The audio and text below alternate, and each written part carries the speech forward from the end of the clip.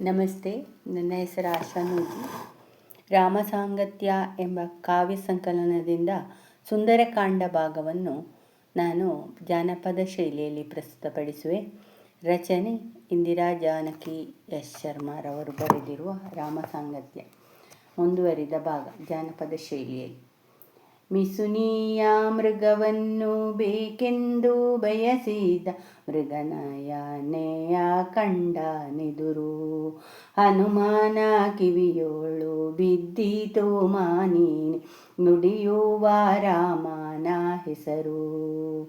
ಕುಳಿತಿದ್ದಳಂಗಾನೆ ಬಲಗಾಲ ಬಾರವ ಎಡಗಾಲ ಮೇಲಿಟ್ಟು ಕೊಳ್ಳುತ್ತಾ.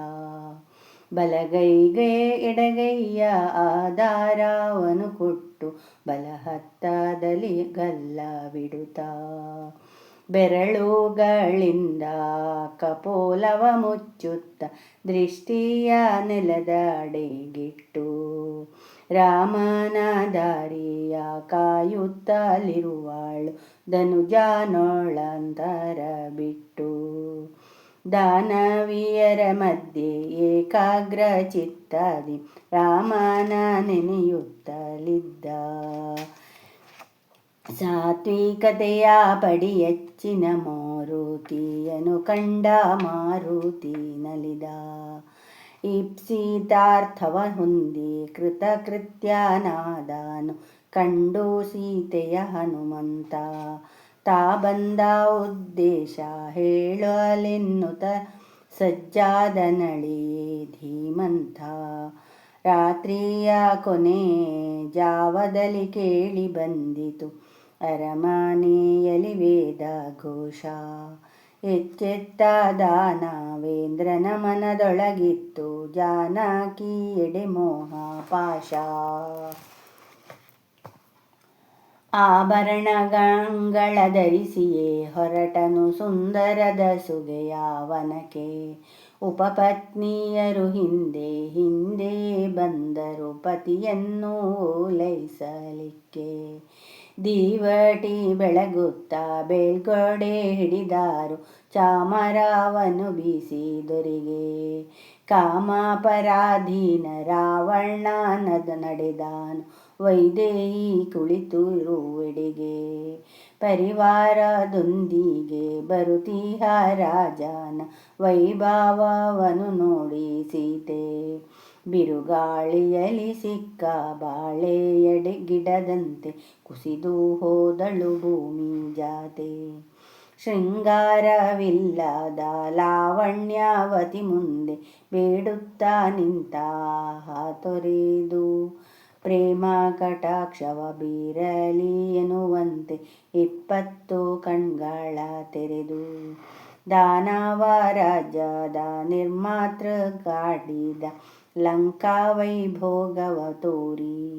ಕನಕಲಂಕೆಗೆ ನೀನೆ ಸೌಭಾಗ್ಯ ದೇವತೆ ಎಂದನು ಮನದಿಚ್ಛೆ ಸಾರಿ.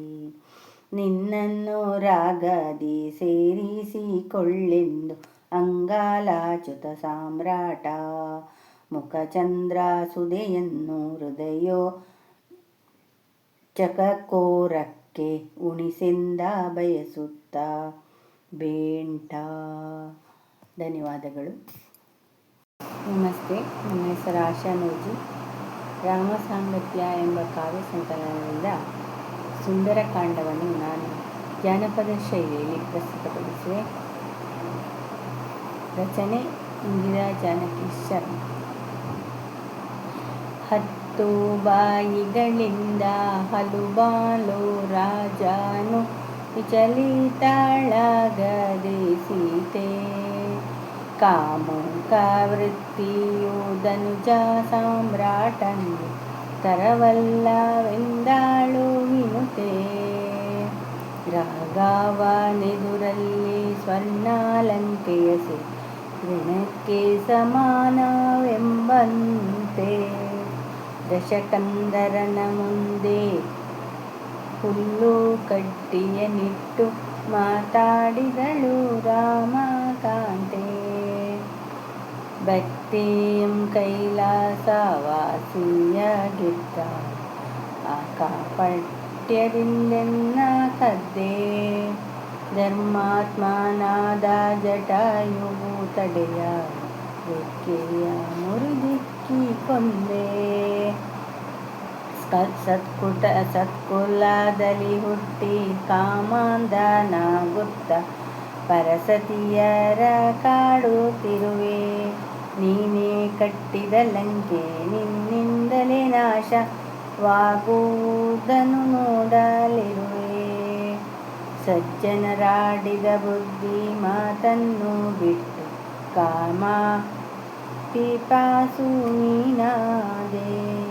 ಶ್ರೀರಾಮ ನರಸಿಯ ಕೆಣಕಿದ ನಿನಗಂತೂ ಮರಣವೇ ನಿಶ್ಚಿತ ಮುಂದೆ.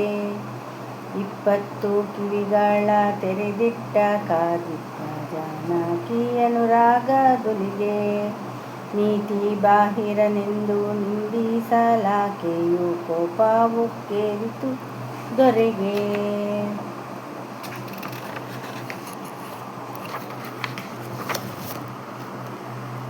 ಕಾದಾಲೆಯನ್ನುತ್ತ ರಮಿಸಲು ಬಂದರೆ ಬಿರುನುಡಿಯಾಡಿದೆ ನೀನು. ಹುಟ್ಟಿಹ ಗಡುವಿನೊಳಲ್ಲವಿಂದ ಬರದಿರೆ ನಿರ್ದಯದಿಂಕೊಲ್ಲಿಸುವೆನು. ಗೈದಿಹ ತಪ್ಪನ್ನು ತಿದ್ದಿಕೊಳ್ಳಲಿಕ್ಕೆನ್ನ ಒಪ್ಪಿಸಿ ಬಿಡು ರಾಘವಂಗೆ. ರಘುವರ ಬುನಿದರೆ ನಿರ್ನಾಮ ಹೊಂದುವೆ ರಾಮ ಬಾಣದ ತೀಕ್ಷ್ಣ ಹತಿಗೆ. ಸಿರಿವಂತಿಕೆಯ ಲೋಭವನೆಡ್ಡೆ ತೋರಲು ಕೈಗೆಡ್ಡೆಯಾಗೇನು ನಿನಗೆ. ಪುರುಷ ಪುಂಗವನಾದ ರಾಮಂಗೆ ಶರಣಾಗಿ ಸಮೃದ್ಧಿಯಂಬಾಳು ಕೊನೆಗೆ.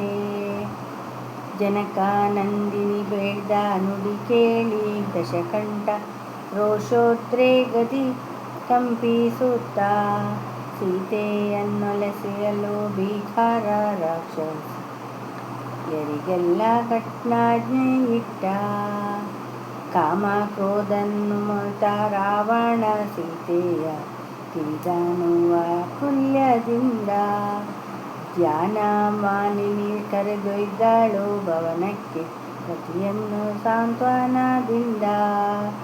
ರಾವಣ ನಿತ್ತಿಹ ಅಪ್ಪಣೆಯನ್ನು ಕೇಳಿ ದಾನವೀಯರು ಸುತ್ತ ನಿಂದರು. ಉಜ್ಜಿಗಿಸಿದರೆಲ್ಲ ಕಟು ಮಾತನಾಡುತ್ತ ಕಾಡಿದರು ಲಲನೆಯರಂದು. ಧನ್ಯವಾದಗಳು.